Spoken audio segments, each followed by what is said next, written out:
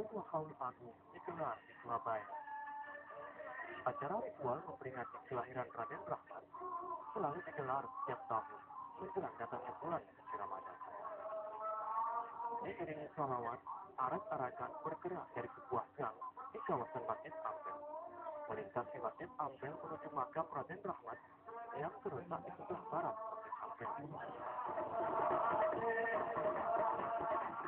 Bendera panji yang beragam warna berpadu dengan riuh rebana. Payung-payung berhias melayani para ulama lokal yang dihormati. Ratusan laki-laki, tua muda maupun anak-anak hikmat mengikuti acara haul tersebut, tak terkecuali kaum wanita.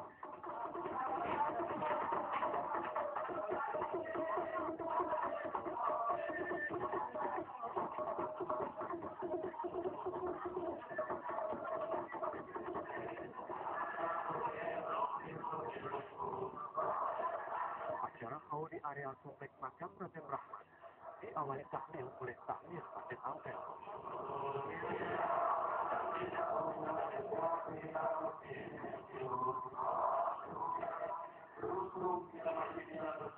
Tausiah disampaikan Habib Lutfi, seorang ulama asal Pekalongan, Jawa Tengah. Dalam tausiahnya, Habib Lutfi menceritakan asal-usul Raden Rahmat. Raden Rahmat selain berasal dari keturunan alim ulama besar, dia juga merupakan salah seorang wali yang berjasa atas penyebaran Islam di tanah Jawa. Acara haul ini bertujuan untuk memanjatkan doa bagi sosok yang begitu dekat dengan umat dan memohon berkah kepada Tuhan yang Maha Esa.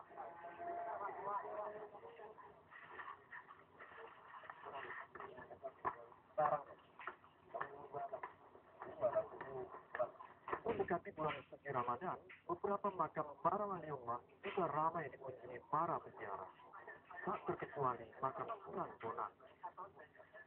Para peziarah melafalkan doa dan aluran ayat suci Al-Quran, memohon keselamatan dunia dan akhirat dari Yang Maha Kuasa.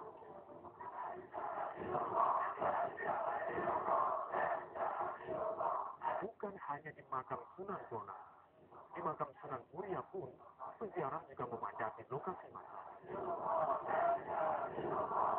Mereka berusaha untuk bisa berdoa sedekat mungkin dengan makam Sang Wali Allah.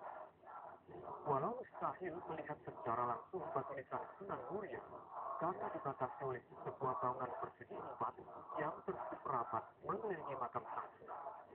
Para peziarah tetap tekun berdoa di sisi luar dinding makam. Kalimat pujian terus berkumandang seakan tak pernah putus.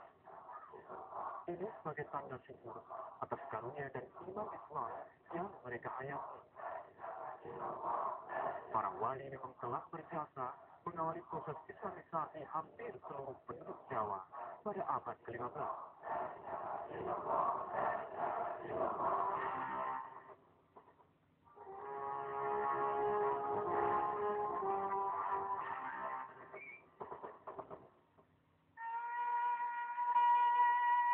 Pada abad ke-15, kerajaan-kerajaan Islam telah berdiri di Aceh, Malaka, Demak, Cirebon, serta Ternate. Seiring surutnya kekuasaan dan pengaruh kerajaan-kerajaan Hindu seperti Pajajaran dan Majapahit. Di masa inilah para wali berhasil mengislamkan secara besar-besaran orang-orang pribumi yang sebelumnya menganut agama Hindu. Karena Islam itu tidak masuk secara paksa, itu dengan sendiri. Karena salah satu ayat sucinya pun kan mengatakan tidak ada paksaan dalam agama. Jadi agamamu, agamaku. Gitu kan, itu ayat Quran. Jadi itu dengan sikap yang lembut seperti itu, maka daya tariknya itu upayakan melalui ajaran-ajaran seperti itu. Mudahnya Islam diterima masyarakat saat itu diyakini karena telah terjadi perkembangan sosial politik keagamaan. Di samping itu, telah terjadi kematangan psikologis di dalam masyarakat Jawa, yakni kesamaan pandangan akan keesaan Tuhan. Juga tak lepas dari teladan para wali yang datang penuh kedamaian dan mengajarkan budi pekerti luhur serta tetap menghormati tradisi lokal. Dengan demikian, peralihan keyakinan itu tidak menimbulkan kegoncangan di dalam masyarakat.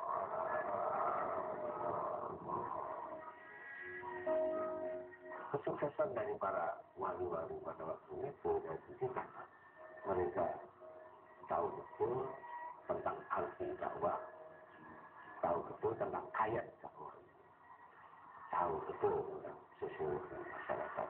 Mereka tidak semena-mena ini tradisi yang sudah berjalan lalu dihapuskan tidak. Apa yang bisa diindukkan jadi tidak bertentangan dengan agama mereka indukkan semuanya. Jadi tidak sehingga tidak ada benturan dengan masyarakat pada waktu itu. Mereka menghargai apa yang dihargai oleh masyarakat.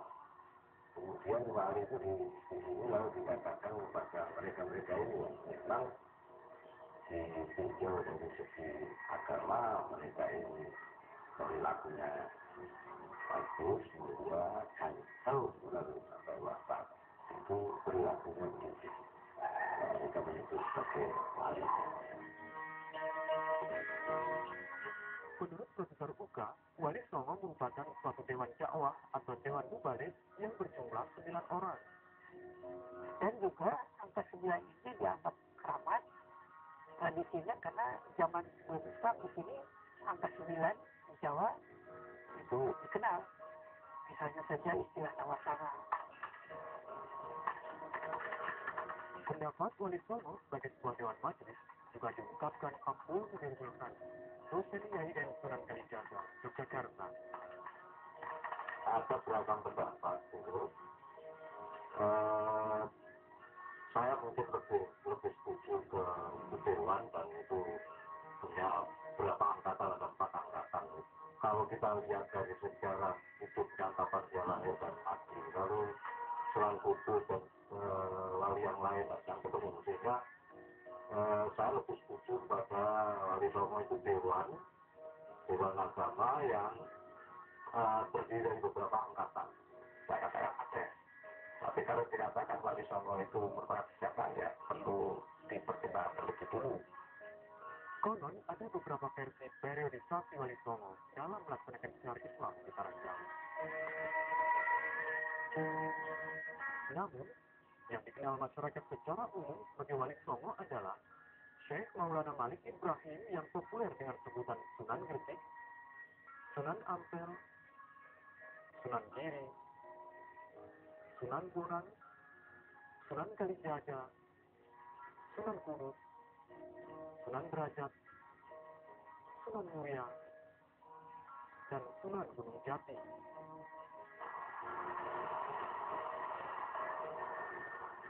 Kesembilan wali tersebut menjalankan misi dakwah Islam di wilayah yang berlainan.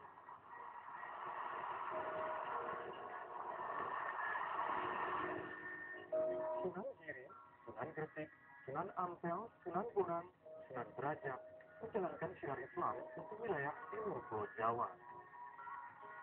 Sementara Sunan Kalijaga, Sunan Muria, Sunan Kudus bertugas mengembangkan Islam di Jawa bagian tengah. Dan Sunan Gunung Jati di Cirebon bertugas mengislamkan masyarakat di tataran tanah Sunda hingga ke wilayah Banten.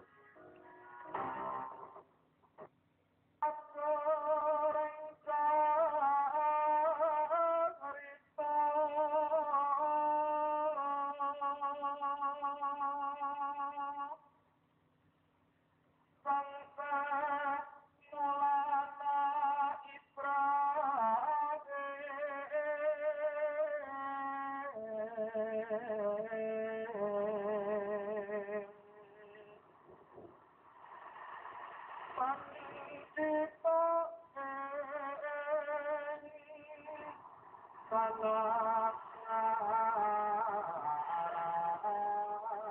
Maulana Malik Ibrahim adalah seorang yang pertama mensiarkan Islam di tanah Jawa.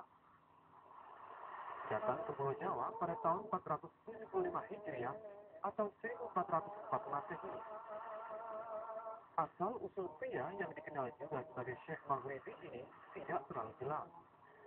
Ada yang mengatakan ia adalah seorang pedagang asal Turki yang datang melalui Gujarat, India. Namun juga ada pendapat yang mengatakan ia datang dari Persia.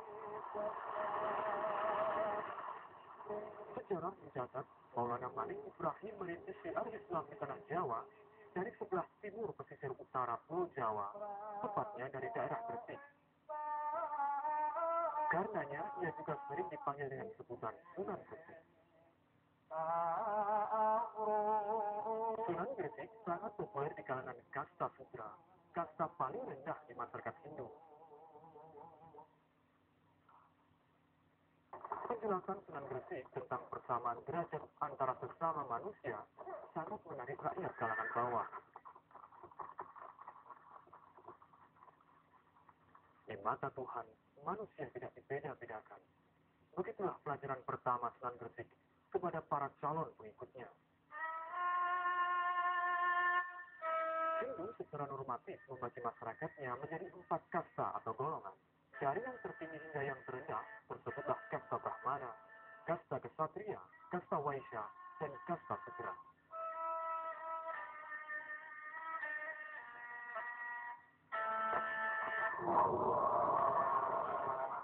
Mereka yang berasal dari kasta Sudra merasa senang atas penjelasan kesamaan kedudukan tersebut dan kemudian berbondong-bondong masuk Islam.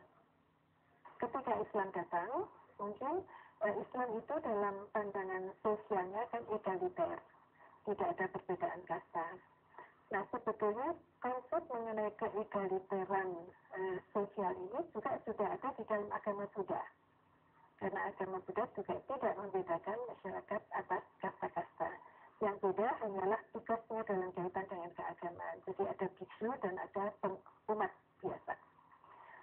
Jadi itulah mungkin yang merupakan kondisi sosial yang memungkinkan kelompok Islam ini bisa kemudian berasal diterima dalam masyarakat Jawa.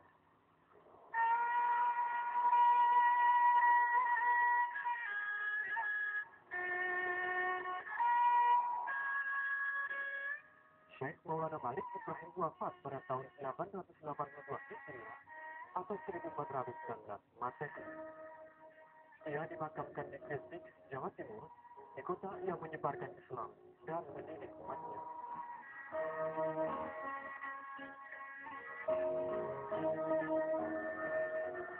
Warisan paling fenomenal dari Sunan Gresik adalah pesantren. Pesantren merupakan perguruan Islam tempat mendidik dan menggembleng para santri dan calon mubalik.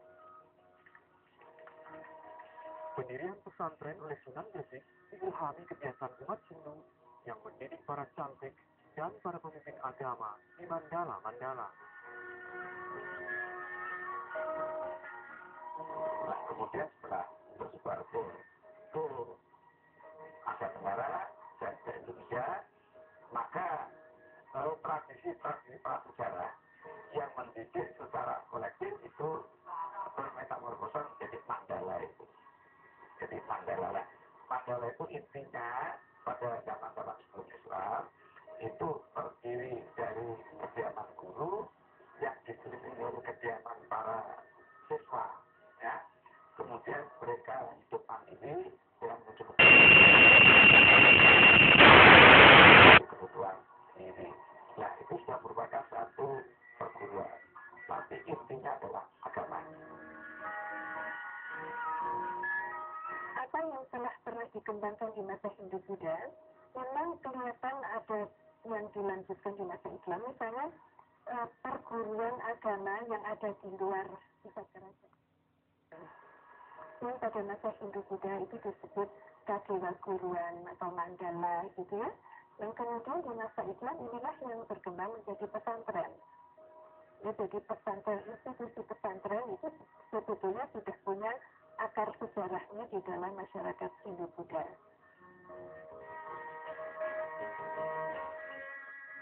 Peneliti Masdar Farid Masmudi meyakini perkembangan pondok pesantren tidak terlepas dari proses akulturasi budaya dengan agama sebelum Islam.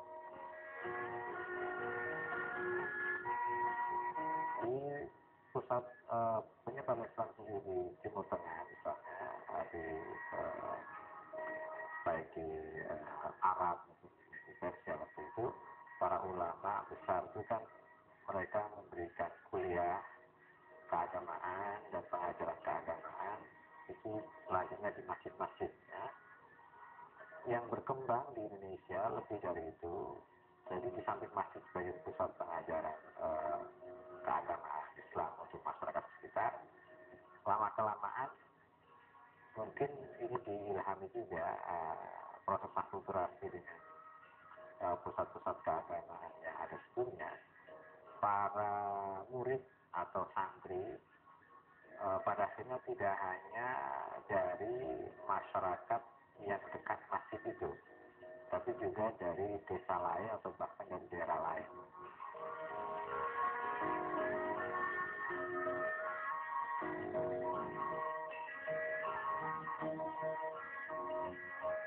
Pondok pesantren merupakan bentuk pendidikan yang khas karena Islam pesantren hanya dikenal di Indonesia.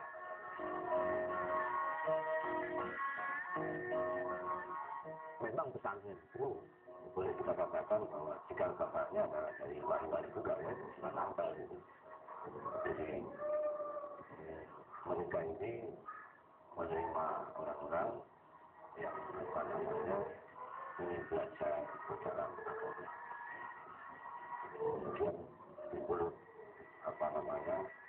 orang-orang yang mempunyai sedikit pengetahuan tentang agama, mengajarkan kepada yang lain dengan memberikan fasilitas tempat tinggal dan lain sebagainya. Itu biasanya ada masjidnya, ada kerjaan-kerjaan itu dibagikan sederhana untuk santri-santri. Sebetulnya tidak ada tujuan untuk menjadi dai tidak. Seiring berlalunya waktu, pondok pesantren tetap mampu bertahan, bahkan berkembang semakin pesat.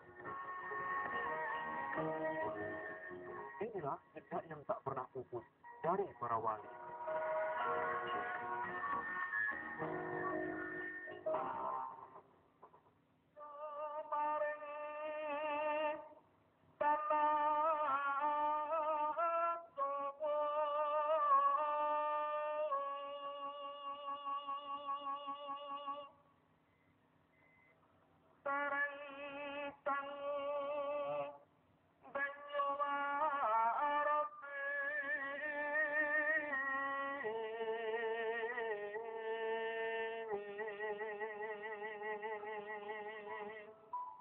Katanya cerita Dinda Ayam Muruk. Awal abad ke-15 terjadi degradasi moral di kalangan bangsawan kerajaan Majapahit. Banyak di antara golongan darah biru kerajaan tidak lagi menghormati tata krama. Sang Raja, Prabu Brawijaya, yang resah kemudian berinisiatif mencari seorang yang dapat mengajarkan budi pekerti. Datanglah seorang ulama keturunan Samarkand yang lahir dan besar di negeri Jepang, kini wilayah Vietnam. Ulama yang masih keponakan Brawijaya itu bernama Said Ali Rahmatullah atau dikenal dengan Raden Rahmat.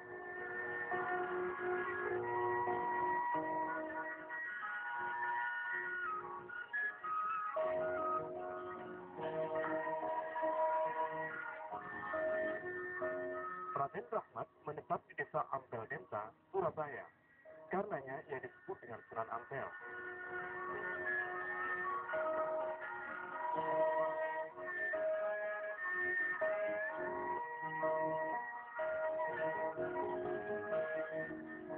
Dalam dakwahnya, Raden Rahmat mempopulerkan falsafah Moh-Limo kepada murid-muridnya.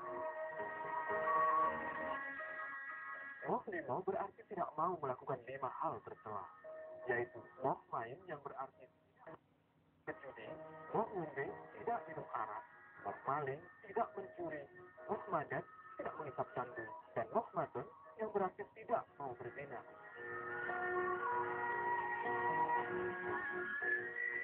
Peninggalan Raden Rahmat yang masih terpelihara hingga kini adalah Masjid Ampel yang terletak di sebelah utara kota Surabaya.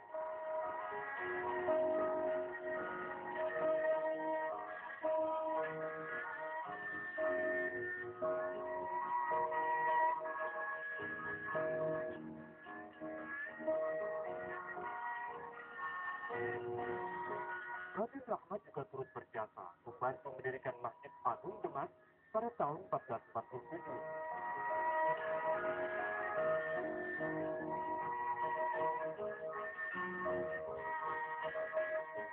Sunan Ampel wafat tahun 1478 Masehi dan dimakamkan di sebelah barat Masjid Ampel.